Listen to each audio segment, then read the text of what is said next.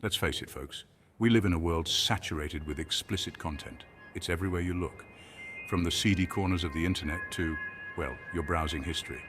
But behind the screen, a deeper question lurks. Is this insatiable appetite for adult entertainment, harmless fun, or a slippery slope? We're about to delve into the psychology of pornography. Think of it like that time you stumbled upon a website you shouldn't have. Ready to explore the depths of our digital desires? Buckle up. This is about understanding the potential consequences of our actions. The internet, a vast untamed wilderness of information, cat videos and yes, pornography. It's more accessible than ever before, just a few clicks away on your smartphone, tablet, or even your smart refrigerator. Don't pretend you haven't tried it. This easy access has created a bit of a conundrum. On one hand, it's led to more open conversations about sexuality, which is great. On the other hand, it's like giving a teenager the keys to the liquor cabinet and hoping for the best. And let's not forget the sheer volume of content out there. It's enough to make your head spin faster than a roulette wheel in Vegas.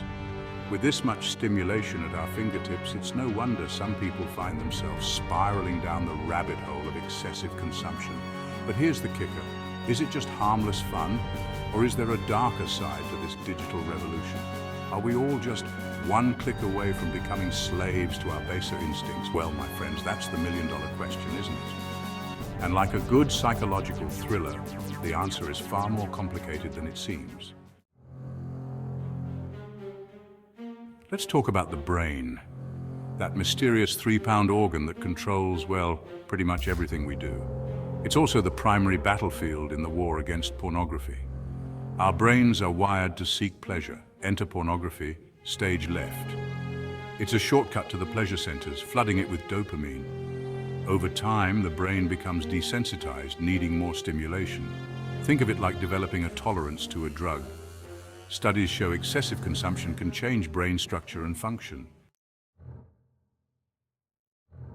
Before we all start throwing our laptops out the window and swearing off the internet forever, let's address the elephant in the room, the big A, word addiction. Can you be addicted to pornography? It's a question that sparked more debate than a political rally. Some experts argue it's a real phenomenon, mirroring substance abuse disorders. Others believe it's about compulsive behavior and lack of impulse control. Regardless, excessive pornography consumption can have nasty consequences. Relationship problems, difficulty concentrating, social isolation, and even erectile dysfunction. It's like being trapped in a casino where the house always wins. You keep feeding the machine, hoping for a jackpot, but you're just digging deeper. So, where do we go from here? Is there hope for those struggling, or are we doomed to our digital desires? Section 5. Love in the time of algorithms, relationships on the rocks? Ah, relationships. That beautiful, messy tapestry woven from love, trust, communication, and the occasional passive-aggressive comment about leaving the toilet seat up. But what happens when pornography enters the equation? Does it spice things up or leave a bitter aftertaste? The answer, my friends, is about as clear as a politician's campaign promises. Some argue that pornography can actually enhance relationships by providing a safe space for couples to explore their fantasies and desires. It's like a choose-your-own-adventure book for adults, allowing them to step outside the boundaries of their everyday lives. However, there's a fine line between harmless exploration and a slippery slope to trouble in paradise. When pornography consumption becomes excessive or secretive, it can breed resentment, mistrust, and insecurity within a relationship. Imagine this. You're at dinner with your partner, attempting to have a meaningful conversation about your day, while secretly wondering what new video they've been watching on their phone. Not exactly the recipe for a healthy and fulfilling relationship, is it? Section 6. The case for moderation. Can we have our cake and eat it too? We've talked about the potential downsides of excessive pornography consumption, but what about the other side of the coin? Is there a way to enjoy the pleasures of adult entertainment without succumbing to its potential pitfalls? The answer, like most things in life, lies in that magical word, moderation. Think of it like enjoying a glass of fine wine with dinner. A little bit can be enjoyable and even enhance the experience. But guzzle down the whole bottle, and you're in for a nasty hangover. The same principle applies to pornography. Enjoying it occasionally within the boundaries of a healthy relationship and without letting it consume your life is unlikely to cause any major harm. It's all about finding that sweet spot between indulgence and self-control. Of course, moderation looks different for everyone. What might be considered excessive for one person could be perfectly normal for another. It's all about being honest with yourself about your consumption habits and seeking help if you feel like things are spiraling out of control. Section 7. Beyond the binary, navigating the gray areas of pornography. The world of pornography isn't as black and white as some people would like to believe. It exists in a complex, nuanced gray area, making it difficult to draw hard and fast conclusions about its impact on our lives. There are concerns about the exploitation and objectification of performers, the unrealistic beauty standards it perpetuates, and the potential for it to normalize harmful attitudes towards sex and relationships. These are valid concerns that deserve to be acknowledged and addressed. However, it's also important to remember that not all pornography is created equal. There's a growing movement towards ethical and feminist pornography, which prioritizes consent, diversity, and realistic portrayals of sex and relationships.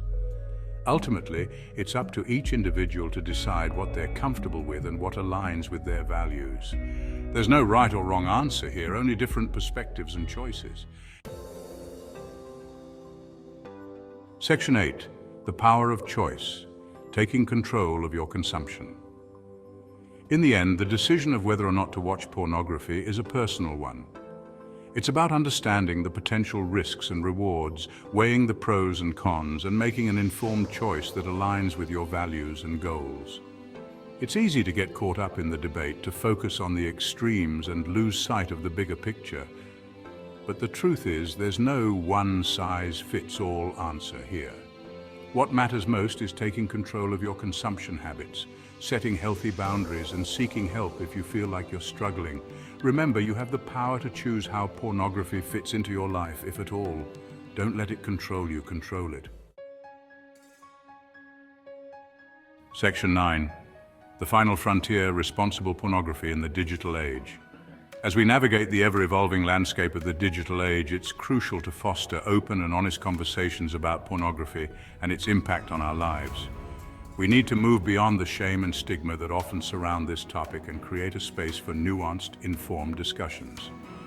Perhaps the key lies in promoting media literacy and critical thinking skills, empowering individuals to engage with pornography in a responsible and informed manner. By understanding the potential risks and rewards, we can make conscious choices that align with our values and well-being. The final frontier of pornography isn't about censorship or abstinence. It's about fostering a culture of respect, consent, and responsible consumption in the digital age.